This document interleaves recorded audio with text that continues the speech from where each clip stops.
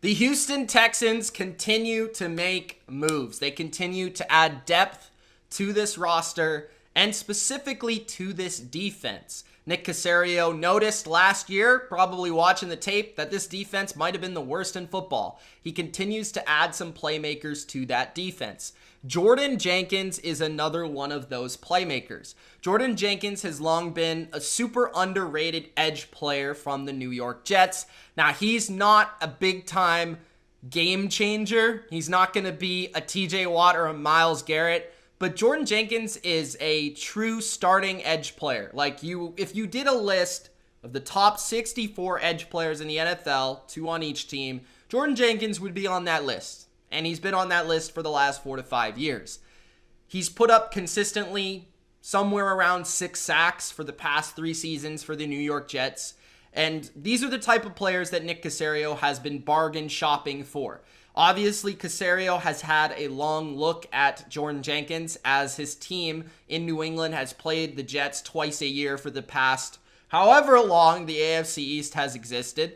And Nick Caserio knows this player well, so I would think that he knows where he would fit on this defense. Now, looking at the way the defense is going to be built in Houston, you always got to think that this is a new regime, new defense, new scheme, and how would this new player fit in? Because Jordan Jenkins traditionally has played in like a 3-4 defense, right? He's been more of a stand-up outside linebacker, that kind of guy. But I think in Houston now, with more of the Lovie Smith defense, with more of the 4-man fronts, I think Jordan Jenkins is going to be looking at playing more with his hand in the dirt, more as a edge rusher. Now, something that is misconstrued often with NFL fans still to this day is that nickel defense is the primary defense, right? So Jordan Jenkins, it's not like he just stands up, but that's like kind of what the base defense of him and with the Jets has been, whether it's been Todd Bowles coaching him or it's been Greg Williams coaching him. It's primarily what he's been doing, but it's not like he doesn't have experience doing that. He has plenty of experience doing that. So looking at the defensive line now, you actually have, I would say, you lost J.J. Watt. That's something, right? But J.J. Watt's been unreliable for many years to stay on the field. I know he's been a great player, but he has been unreliable. He has been unhealthy. Now, Nick Caserio has not tried to replace J.J. Watt, but he has tried to replace J.J. Watt with 3 or 4 players. So when you actually look at their defensive line now and their pass rush now and their edge rush specifically, it has much more depth and it has a couple layers to it, and I think is actually much better. Of course, you traded for Shaq Lawson, who I think was a quality add. Jordan Jenkins adds another type of player, similar player. So good versus the run, very solid versus the run, but can also contribute as a pass rusher, right? Never been known to put up 10 plus sacks, but is going to contribute 6-ish sacks a year and does set that edge quite well. Him and Lawson are actually pretty similar type of players, I would say. Pretty good size, pretty good strength. Not necessarily the fastest side to side or straight up, straight in a line, but they are solid athletes with really good power, and they will not get run over. So your run defense that was very weak last year will have much better edge setters this season. And they also can contribute a pass rush. But you're still looking at a team that still has Whitney Merciless, right? And you have some other players behind those guys that are solid pass rushers, or at least have shown sparks of being pass rushers. So what I'm looking at here is Nick Caserio saying we got Lawson and we got Jenkins, and maybe they're not the best pass rushers, but first and second down players for sure.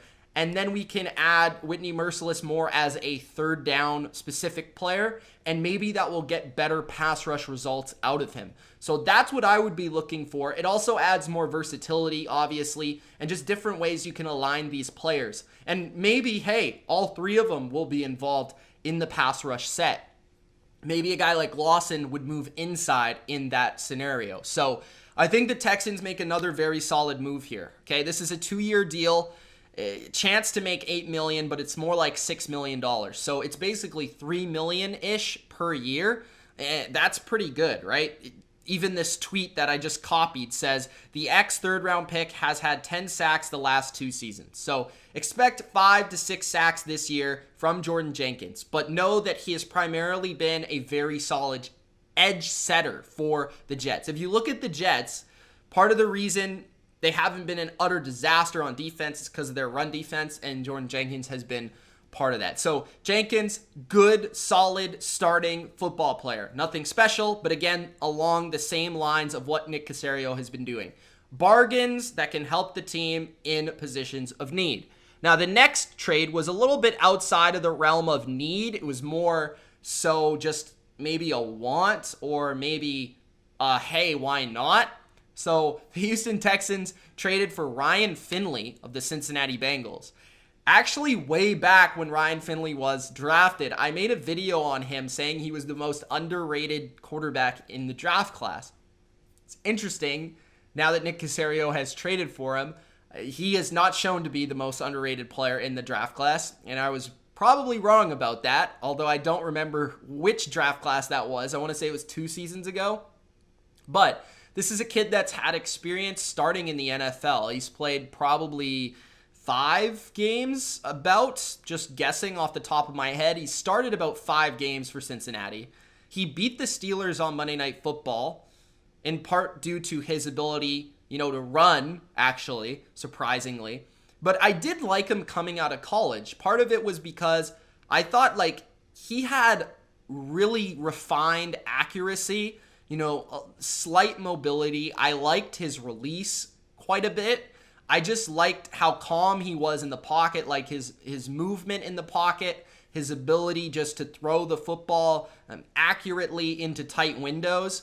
And I did like Ryan Finley coming out of the draft. I think what we've realized now is that he doesn't quite have the physical talent to be a starter, but I think what he does possess is really good backup qualities, and he's quite young still, so he's somebody that you might be able to develop, and why not take a chance on him, right? He's a 6th or 7th round pick that you traded for him. I think it was a swap of picks, but Finley, I've liked him. I liked him when he was drafted. He's shown bits and pieces of promise, but bits and pieces of disaster. So maybe Nick Caserio is looking at him and saying, why not? This guy might be able to be a good backup or just somebody that we might be able to take a look at here. So, hey, who knows? But I don't mind the trade at all. If there's a quarterback out there that you think maybe hasn't shown his full potential and you want to throw a 7th round pick for him, I never hate that kind of trade. I won't belittle that kind of trade. There's no sense in it. It's a 7th round throwaway pick. Might as well get a young quarterback that's started a few games that maybe you have a little bit of tape on that you're like, hey, why the heck not? So Jordan Jenkins, Ryan Finley to the Houston Texans. I think Jordan Jenkins makes them a heck of a lot stronger on the edge, especially versus the run. And Ryan Finley, hey, why not? A young quarterback to take a look at if you're the Texans.